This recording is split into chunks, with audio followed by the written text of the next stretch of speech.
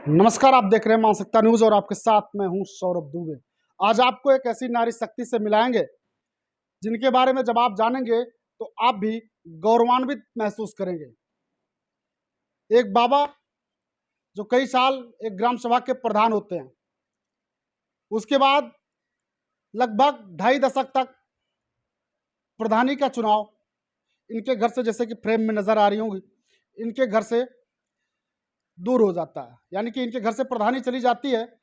कई सारे लोग चुनाव लड़ते हैं, चुनाव जीतते हैं, लेकिन जब ये चुनाव लड़ती हैं तो फिर माहौल अलग हो जाता है। 25 सालों तक इनके घर से प्रधानी दूर रही और जब ये मैदान में आई तो लोगों ने सर आंखों पर बिठा लिया। और आज अपने ग्राम सभा में आपको हम बता दें, जितना वोट इनको मिला नहीं था उससे कहीं ज़्यादा लोगों के पर्सनल कामों को भी इन्होंने किया है। आज ग्राम सभा में जब आप घुसेंगे, चारों तरफ आपको विकास ही विकास नजर आएगा। कुछ साल पहले जब आप आते तो यहाँ पर टूटी फूटी सड़कें, टूटी फूटी नालियाँ दिखाई देती। अच्छी खासी सड़कें और नालियाँ आपको देखने को मिलेगी। अपने ग्राम सभा का विकास खूब अच्छे तरीके से करा है और अब चर्चा है कि विधानसभा के चुनाव की तैयारियां हैं। तो इनसे ही बातचीत करेंगे और जानेंगे कि आखिर क्या कुछ इनकी तैयारी है। और सबसे पहले तो इनकी ग्राम सभा के बारे में जान लेते हैं और इनके मन में इच्छा कहाँ से जागृत हुई कि यहाँ पर प्रधानी का चुनाव लड़ा जाए। सबसे पहले दीदी, स्वागत है आपका। जी नमस्ते भैया, नमस्ते। एक बार अपना परिचय दे दीजिए। जी, मैं शशि प्रभा सिंह, ग्राम देवरा दाऊदपुर, प्रधान हूँ आजकल मैं यहाँ की। दीदी, आप जब चुनाव लड़ी, जी सबसे पहले तो हम ये जानना चाहेंगे कि आपके अपने विचार कहाँ से आए कि हमें चुनाव लड़ना चाहिए। जी जी भैया, विचार मेरे मन में तो नहीं था। मेरी ग्राम सभा के लोगों के मन में ऐसा था कि मैं अगर आऊँगी तो कुछ अच्छा कर पाऊँगी, और उन लोगों ने जैसा विश्वास मेरे ऊपर दिखाया और उन्होंने इलेक्शन में मुझे वोट देके वो विश्वास मेरा अभी तक बनाए रखा है, उसके लिए मेरी पूरी ग्राम सभा को बहुत-बहुत धन्यवाद। जो आज का समाज है दीदी, इस समाज में एक महिला का चुनाव में उतरना जी, और फिर चुनाव लड़ना। जी। महिलाओं के लिए चुनाव लड़ना तो कठिन नहीं है, लेकिन हाँ, जीत पाना मुश्किल होता है, क्योंकि वो जेंट्स लोगों की तरह बहुत ज़्यादा दौड़ नहीं पाती हैं, उनके उतने सोशलाइज़ नहीं हो पाती हैं बेचारी। घर में पहली बार निकली होती हैं, तो उनको ढेर सारी परेशानियों का सामना करना पड़ता है। लेकिन ईश्वर की कृपा रही है, मैं एक इलेक्शन लड़ी भी हूँ और जीती हूँ। मुझे इन सब किसी भी परेशानी का सामना नहीं करना पड़ा है, और अब माननीय योगी जी, मोदी जी के द्वारा दिए गए आरक्षण से हम महिलाओं को थोड़ा उम्मीद बँधा है कि हम लोग कुछ अच्छा कर पाएँगे अगर ऐसा कुछ होता है तो। सुना है मैंने कि आपको जितना वोट मिला नहीं था उससे कहीं ज़्यादा लोगों के काम आपने करवा दिए। यानी कि जो आपके वोटर थे या नहीं भी थे, आपने भेदभाव नहीं किया किसी के साथ हाँ जी। और सभी के काम आपने करवाए हैं। हाँ जी, जी। क्या क्या काम अभी तक आपकी ग्राम सभा में हुए? हाँ जी।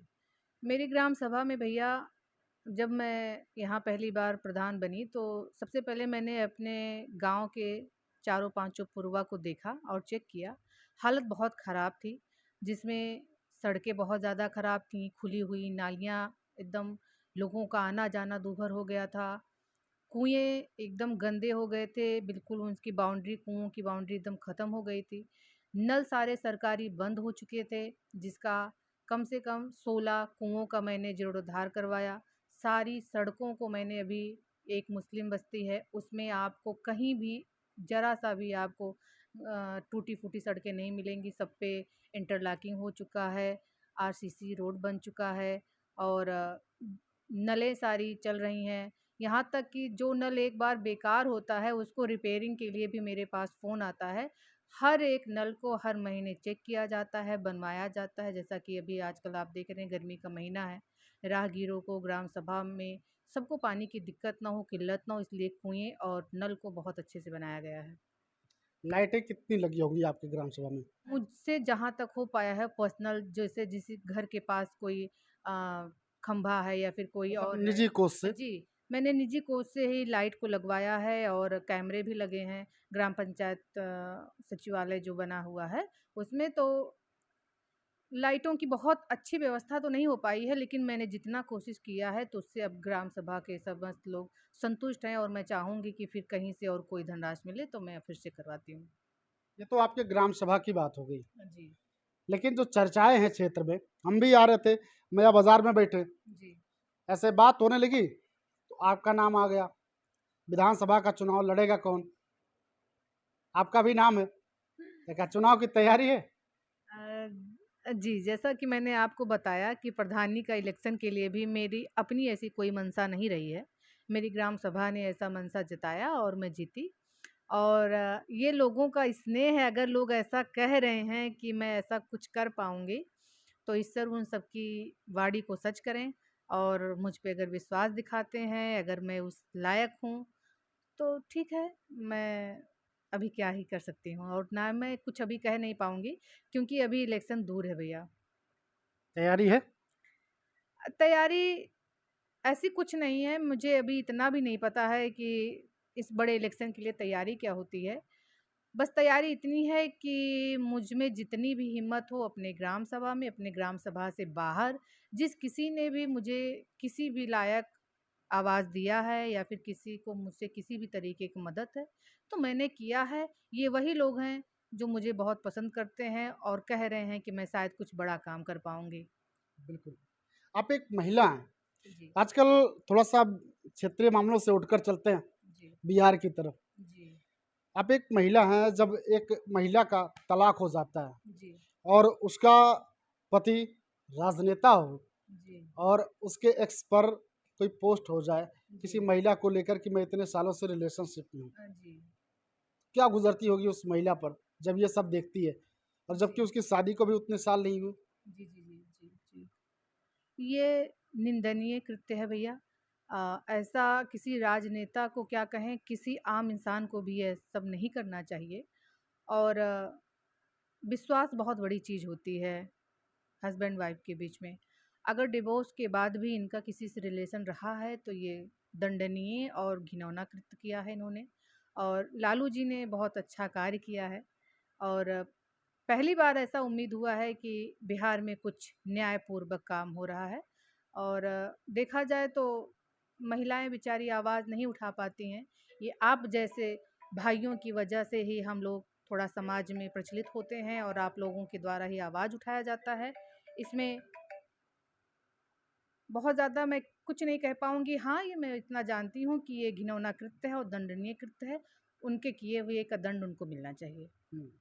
यानी कि लालू प्रसाद ने जो कार्रवाई की तेज प्रताप पर, उससे सहमत हैं आप? जी, बिल्कुल, बिल्कुल, बिल्कुल। हुँ। उन्होंने विश्वास दिलाया है, शायद वो उत्तर प्रदेश के न्याय प्रणाली को देख के शायद कुछ सीख रहे हैं। बहुत अच्छा काम उन्होंने किया है। मतलब बिहार के लोग उत्तर प्रदेश से सीख रहे हैं। जी, बिल्कुल, बिल्कुल। उत्तर प्रदेश में हर किसी को ये दिखाई दे रहा है माननीय योगी जी हर दंडनीय कृत्य को नहीं बर्दाश्त कर रहे हैं और जो गलत प्रचार प्रसार करते हैं उनके भी खिलाफ हैं वो और इससे उत्तर प्रदेश में सब कुछ बहुत सुलभ और सुचारू हो गया है, बहुत पारदर्शिता के साथ राजनैतिक कार्य हो रहे हैं और इससे बिहार ही नहीं सभी प्रदेश सीख रहे हैं उत्तर प्रदेश के अगुवा को देखकर माननीय योगी जी को। तो बिहार में इसी साल चुनाव भी हैं। जी, आपकी पार्टी का नीतीश की पार्टी से गठबंधन है। जी, एक तरफ हम कहें तो महागठबंधन है। जी। बाजी कौन मारेगा? आपकी पार्टी जाएगी या फिर बिहार में इस बार बदलाव होगा? नहीं, मुझे नहीं लगता कि बिहार में कोई बदलाव हो सकता है। लेकिन जैसा कहा गया है कि इस मामले में लास्ट तक नहीं पता चलता क्या होने वाला है और मैं बीजेपी की पार्टी से हूँ, तो मैं तो चाहूँगी मेरी ही पार्टी वहाँ जीते। हाँ। जी, महिलाएँ कितना खुश हैं? आप एक महिला भी हैं जी। और आप महिलाओं के बीच जाती हैं, लगातार क्षेत्र में बनी हुई हैं। महिलाएँ कितना ज़्यादा खुश हैं आपकी सरकार से? खुश भी हैं या फिर जो तमाम चीज़ें दिखाई जाती हैं सिर्फ़ कागज़ी हैं? जी, बिल्कुल गलत बात है ये। मैं एक प्रधान होने के नाते बहुत कुछ तक जान गई हूँ कि प्रदेश से और केंद्र से क्या-क्या सुविधाएँ मिलती हैं। बहुत अच्छा है, कोई भी महिला मुझे नहीं लगता अगर नाराज़ भी होगी, तो क्षणिक वो उनका रहा होगा किसी भी बात पे क्रोश आक्रोश रहा होगा। लेकिन इस सरकार से और इस व्यवस्था से मुझे लगता है कि हर महिला बहुत संतुष्ट है। वो अपने आप को महसूस करती हैं, अपने आप को प्रोटेक्ट महसूस करती हैं, भाई-बंधु के बीच में आना-जाना उनके लिए बहुत सुलभ हो गया है। रातों में इसके पहले आना-जाना बहुत मुश्किल हो गया था, अभी एक कॉल करिए पुलिस आपके पास पहुँच जाती है। सोशल इतना ज़्यादा आप लोगों के माध्यम से है कि क्षण भर लगता है कि कोई बात कोई के पास पहुँचाना हो, तो मुझे नहीं लगता कि कोई भी महिला अगर परेशान है, अगर वो परेशान भी होगी, तो उसका अपना कोई पर्सनल इश्यू होगा, लेकिन सरकार से कोई इश्यू नहीं है। जी। महिलाएं खुश हैं आपकी सरकार जी, में? बिल्कुल, बिल्कुल। मैं खुद एक महिला हूँ, तो मुझे लगता है कि इससे ज़्यादा प्रोटेक्ट करने वाली कोई सरकार नहीं रही है भैया। बहुत अच्छा सरकार है, बहुत अच्छा इस सरकार में काम करने वाले सभी, आप थाने से लेके ऊपर तक जाइए, सब बहुत अच्छे काम कर रहे हैं और योगी जी का बार-बार लोगों को ये बताना और चिताना बहुत अच्छा काम है कि जो अच्छा काम नहीं करते हैं, उनको दंड दिया जाता है। ये एक सबक है, सब लोग लेकिन सीख रहे हैं। लेकिन आप ये कह रहे हैं कि ये सरकार में महिलाएं सुरक्षित हैं, मतलब खुश हैं पूरी तरीके से, लेकिन विपक्ष लगातार एक सवाल करता है कि सरकार में महिलाएं सुरक्षित नहीं हैं, अपराध महिलाओं के साथ लगातार बढ़ते ही जा रहे हैं। जी। विपक्ष में एक ही विपक्ष नहीं है, इस समय बीजेपी के कई विपक्ष हो गए हैं।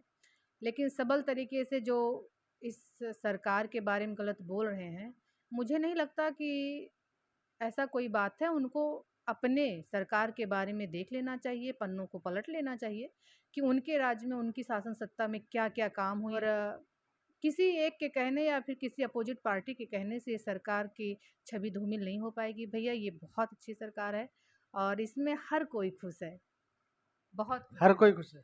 हर कोई खुश है, हर स्तर से खुश है। इसमें इतना ज़्यादा लोगों को किसान निधि मिल रही है, वृद्धा पेंशन मिल रहा है। वृद्धा पेंशन बहुत अच्छा कार्य किया है इन्होंने।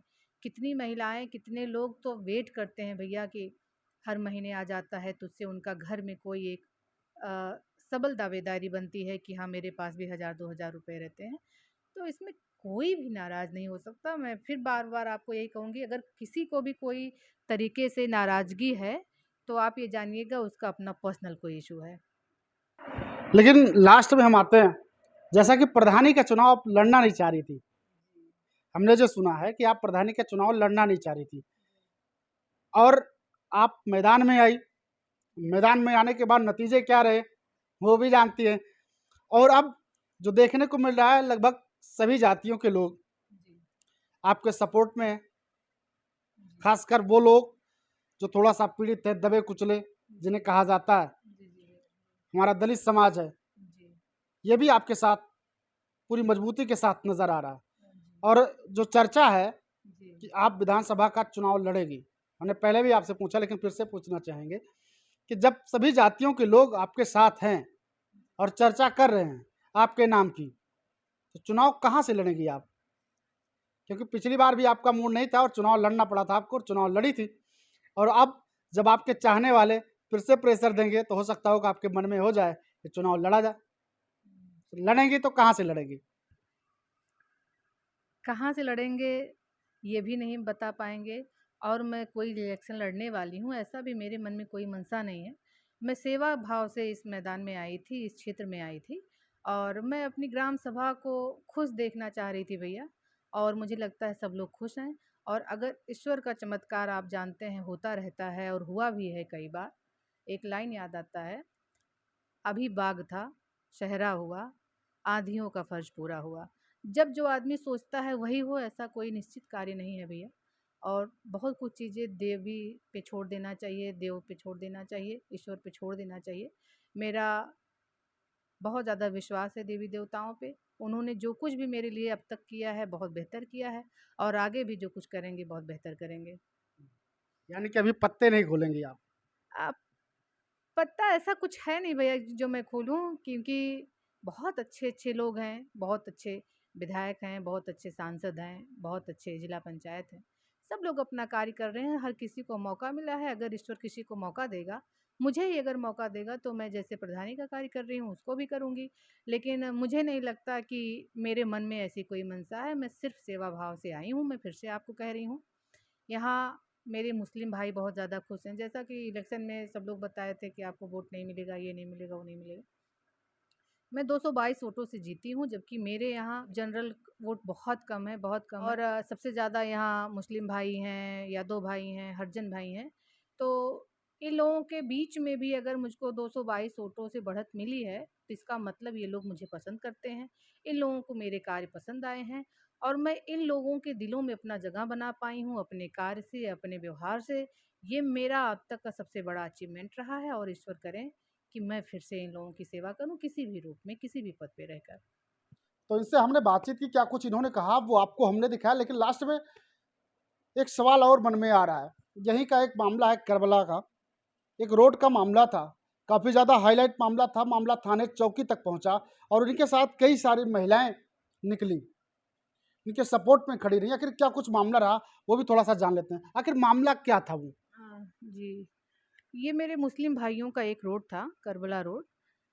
जो कई प्रधान आए और गए, सब लोगों ने बस प्रॉमिस किया, वादा किया कि हम ये करा देंगे, वो करा देंगे। ये प्रॉमिस जब हम इलेक्शन लड़ने वाले थे तो मस्जिद में गए थे, उस समय नमाज चल रहा था और मैं उसी समय जब मेरे मुस्लिम भाई मुझसे बोले कि हम लोगों को कुछ नहीं चाहिए, बस यही एक चाहिए। करबला रोड मतलब यही होता है, इन लोगों के जो जनाजे होते हैं उसी रोड से जाते हैं वहाँ तक जी जी। दफनाने के लिए। तो मैं मैं देखी, मैं बहुत द्रवित हुई थी। जब बारिश होता था तो भैया बहुत कीचड़ हो समस्या हो जाता जाती था, है। वो लोग उन लोगों के जनाजे हिलते-डुलते रहते थे। वो सब देख के मुझे बहुत तकलीफ़ हुआ था और मैं उसी टाइम उन लोगों को बोली कि अगर मैं जीती और मैं ऐसा कुछ कर पाऊँगी, तो सबसे पहला काम मैं यही करूँगी और उसके लिए मैंने किया। उसमें मेरे घर का भी कुछ ज़मीन था और पटदार भाई का भी कुछ ज़मीन था, तो ऐसा उसके लिए केस हो गया था। लेकिन हाँ, अगर आप किसी के साथ कुछ अच्छा करते हैं, बदले में आपको मिलता है। मेरे सपोर्ट में 300 से ज़्यादा मेरी मुस्लिम बहनें ज़िले तक पहुँची थीं। इसको देख के वहाँ के एसपी को भी ये लगा कि हाँ, शायद मैंने कुछ अच्छा काम किया है, क्योंकि आपके साथ 1-2 लोग आ सकते हैं अगर आप किसी को बहुत फ़ोर्स करते हैं, लेकिन महिलाएं इतनी संख्या में जी, घर से निकल जाएं तो बड़ी बात है। जी, जी। मेरे साथ बहुत बड़ा फैमिली हो गया था उस समय मेरा भाई थाने में था। ज़िले में जब गया तो मैं अपने भाई के पास नहीं जा पाई। इतना भीड़ था, इतना भीड़ था, इतना क्राउड था कि मेरी सभी मुस्लिम बहनें मेरे भाई को पकड़ के रोने लगीं और मेरे भाई का एक वो याद आता है, उसने यही कहा था कि एक मुस्लिम बहन ने उनको पकड़ा, तो रोने लगी, कही कि पूरी रात हम सो नहीं पाए, सोचे। तो हर महिला ने यही कहा कि अगर आप मेरे भाई को आज नहीं छोड़ते तो सबको अंदर करें, सबको हम्म। अंदर करें। सब लोग इस तरीके से तैयार हो गए थे। तो मेरे भाई ने ये कहा कि ठीक है, जो लड़ाई हम लड़ रहे हैं वो आप लोगों के लिए लड़ रहे हैं।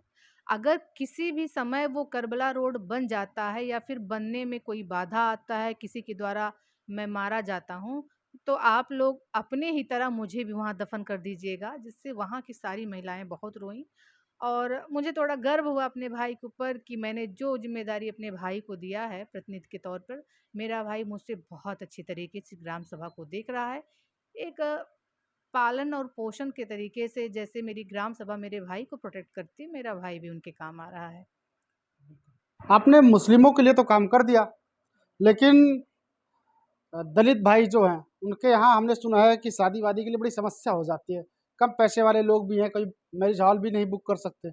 हम दलित क्या यूं कहें कि सर्व समाज के जो शादी करना चाहे, जो गरीब तबका है, वो शादी कहाँ करे। उनके लिए भी कोई वादा आपने किया है जी। या उनके लिए कुछ करें, कोई विचार है आपके मन में। जी। जी भैया, ये वादा तो अपनी हैसियत के हिसाब से हम करते हैं, क्योंकि ये बहुत बड़ा प्रोजेक्ट है। सही बात है, हम हरिजन बस्ती में जब गए थे तो अब उसको हम दक्षिण टोला टोला कहते हैं। हरिजन बस्ती करके इंगित करना थोड़ा बेकार लगता है, मुझको जी अपना पर्सनल ऐसा मानना है। जी जी। तो उन लोगों के साथ जैसे अम्बेडकर जयंती वो लोग थोड़ा ऐसे ही मना लेते थे। जब से मैं प्रधान हुई हूँ थोड़ा बृहत बन रहा है, क्योंकि वो लोग उन्हीं के साथ अपना सब कुछ, और ये उन्होंने जो संविधान लिखा है वो हम सबके लिए लिखा है। हम सब लोगों की वजह उनके संविधान के द्वारा हम लोगों को बहुत सुविधाएं मिली हैं। बहुत, हम लोग समझिए कि एक बार फिर से पुनः जीवित हुए हैं उनके लिखे हुए संविधान की वजह से। हाँ, शादी की बात रही है तो मैरिज हॉल की बात रही है तो ये बात सच है कि वो लोग जब शादी का डेट रखने जाते हैं तो इस समय पे रखते हैं जब धान की फसल कट जाए या फिर जब गेहूं की फसल कट जाए। वो लोग अपने खेतों में उसकी व्यवस्था करते हैं। मैं ऐसा चाह रही थी और मैंने उन लोगों को बताया भी था कि अगर मैं कुछ कर पाऊँगी तो एक विवाह घर, बारात घर जो बनता है मैं बनवाऊँगी। उसके लिए मैं 2-1 बार लोगों से कही भी, जो जिनके उसमें आता है कि सांसद जी के उससे आता है, कहा था, लेकिन अभी हो नहीं पाया है। उसके लिए मन बड़ा द्रवित रहता है कि लोगों को हर वो कार्य करना चाहिए जिससे लोगों के मन में, जिसके मानस में आपके प्रति एक श्रद्धा हो और आप पे विश्वास हो। और मुझे पता है अभी तक तो नहीं हो पाया है, लेकिन कुछ सालों में, कुछ महीनों में बिल्कुल मैं चाह रही हूँ कि ये जो लोगों को अभी तक असुविधा है, हो रही है शादी को लेके, या फिर कोई भी फंक्शन होता है, इतना बड़ा उन लोगों के पास नहीं रहता है दरवाजे पे जगह, तो उन लोगों को वेट करना पड़ता है ऐसे मौसम का, जब खेत खलिहान खाली हों। तो मैं फिर से चाह रही हूँ कि मैं जितना प्रयास कर पा रही हूँ, मैं करूँगी प्रयास, और चाह रही हूँ कि बहुत जल्दी से जल्दी ये काम हो जाए।